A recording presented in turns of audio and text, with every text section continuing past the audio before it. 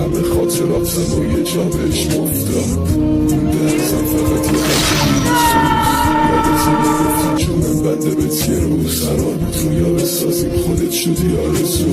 داشتن عشق شما واسه ما آرزو